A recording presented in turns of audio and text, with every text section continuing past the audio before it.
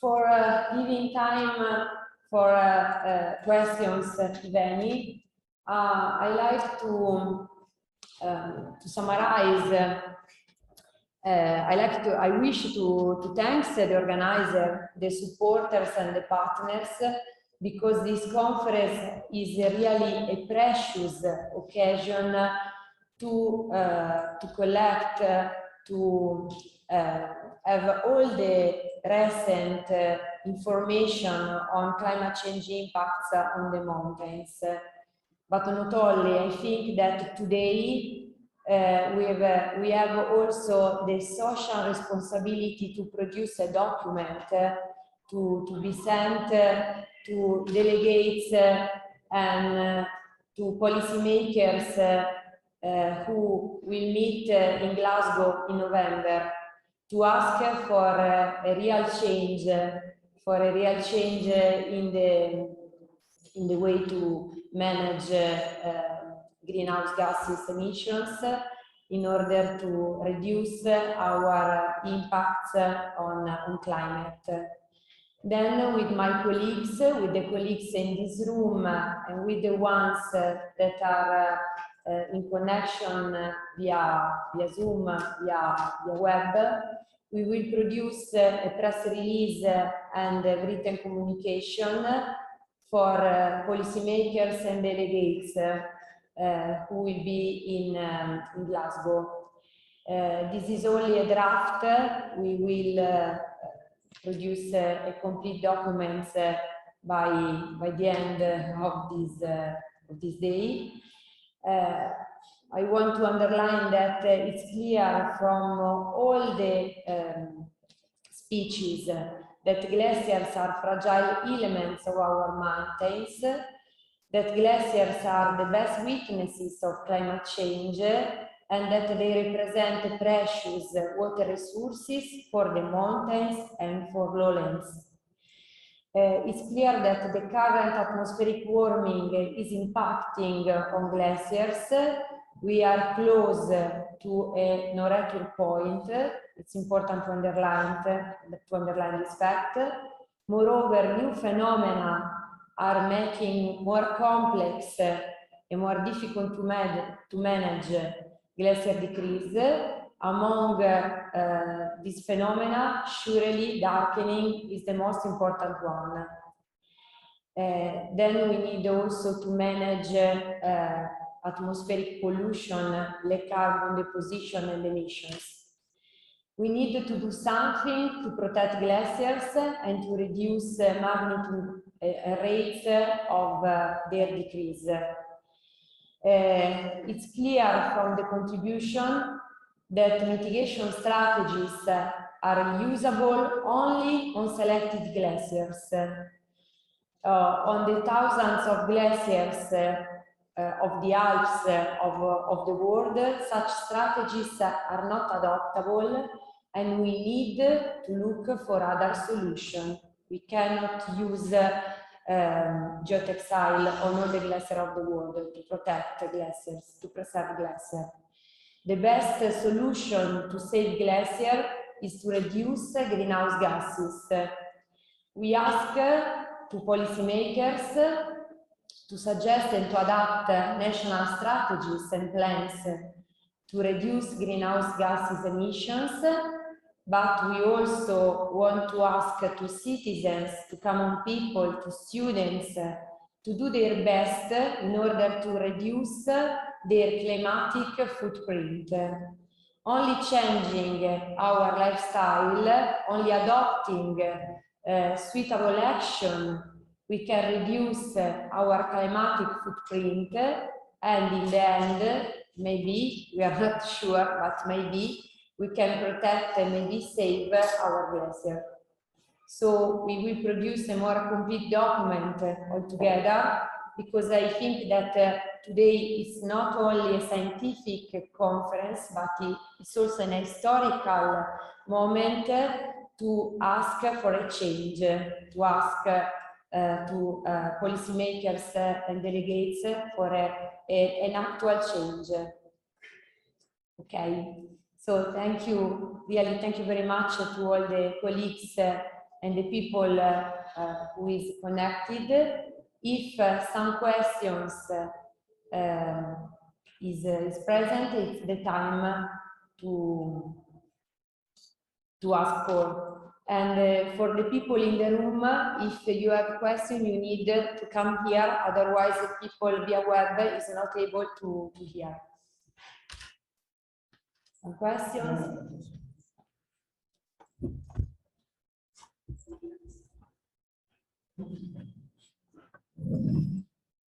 Thank you very much for your speeches. For me, I'm not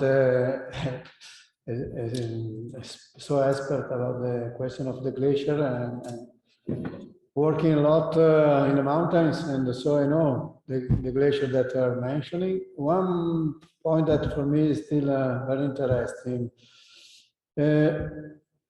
Are you studying why some glaciers are in so different condition compared to others? For example, I've seen some of your slides. You're talking about Alex Glacier, for example, is very, very quickly going back, and the Trient Glacier in France on Mont Blanc is not going in the same way. The same point in Karakorum. Baltoro, I've been there for 25 years. So when you talk about Karakorum anomaly, and you are studying that Karakorum is not so retracting like other glaciers in the world, but around Baltoro Glacier, the other glacier in Karakorum, are really going very, very fast back. And it's possible to analyze and to put your studies more to the difference between some glaciers compared to others, and why there is so big difference, because we are talking always about all the glaciers together, but maybe it's important to understand and analyze the difference between the glaciers. So for example, Baltoro has 8,000-meter mountains over the top, so there's no precipitation, and there are much higher than in other places where there are not so big mountains around. So the big mountain is the no force. The difference is in these points, and how we used to explain the difference. So evidence between glaciers also in the Alps. Some glaciers are not retreating compared to other ones. This, I think, can be something to discuss, not today, but in the future works that we are doing. Thank you.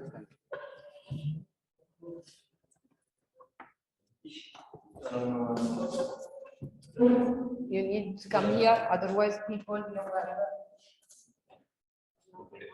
So just shortly speaking, for the glaciers in the Alps.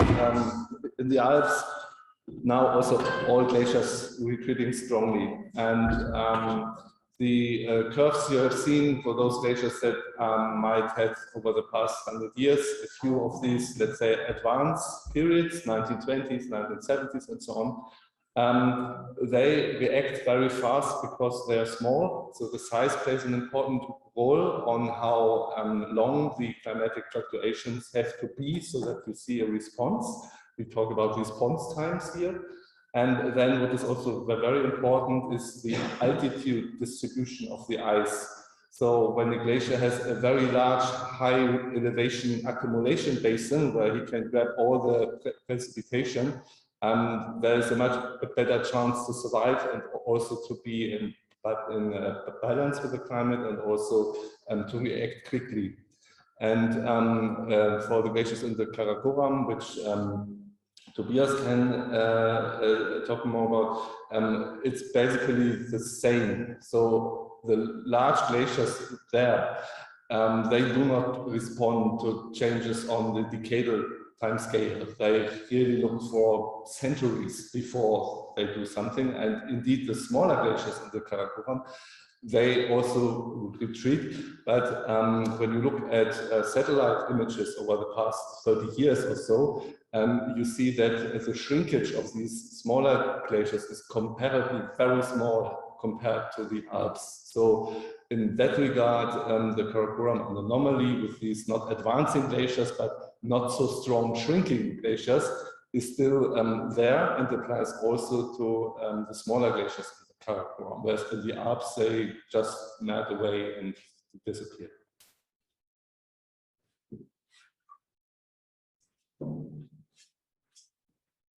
Well, thank you, Frank, and thank you really very much for your question.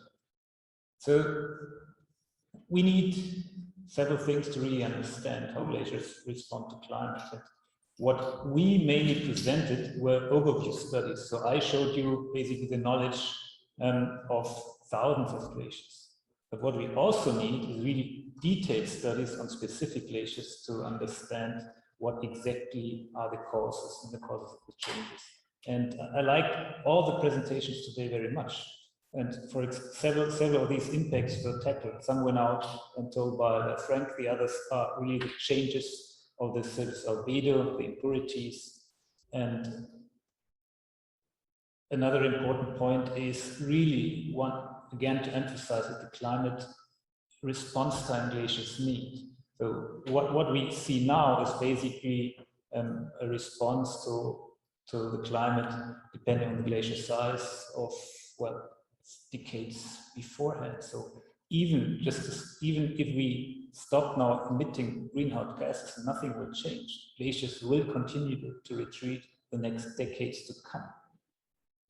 So what we really need, there are many different impacts on the glaciers. So that's the topography, that's what I said, glacial lakes, that's the debris cover. And debris cover is very complicated. So as you really correctly said, when the debris exceeds a specific thickness, it will decrease the melt. But this also means that the glaciers will be there for a longer time, and specifically these low-lying glacier tongues, in the end, they are then exposed to warmer temperatures. And then there's also a kind of a tipping point where their exposed ice and also superglacial lakes will develop and then in turn increase the melt, which means that even though you have thick debris cover, these debris covered glaciers melt quicker than the clean ice glaciers. So it is complex, and this is exactly what we are also here for, at least scientists, so that we can really focus our research on the most important points, most important factors which impact melt. And then basically to improve our knowledge for the policymakers. And finally, what we need to do is, so I'm mainly a remote sensor using remote sensing data, but I know how also glacier looks like.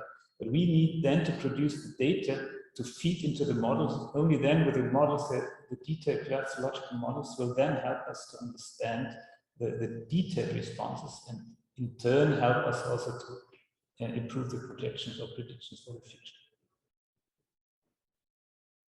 Thank you.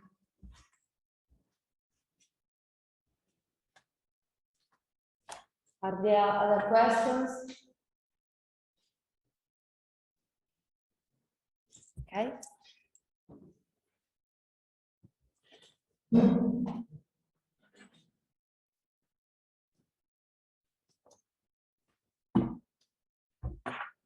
Hello, and thank you for all of the contributions. I have a question about the water with the lowland problem, solution. I've been yesterday on the Passo dello Stelvio, on the glacier, and the problem there is, I think, opposite. They have to pump the water from the lowland to the glacier for the houses and the hotels. How can you change this thing? And you have the glacier, and what can you take from the glacier for directly on the glacier for the hotels and the houses? I don't know if it's clear, the question, or? It is the pumping water from the lowlands? Yes, yes, for the sea. No, not for the melting, but for the usage there, because there are the houses and they need the houses. Yes, and then later if you want to.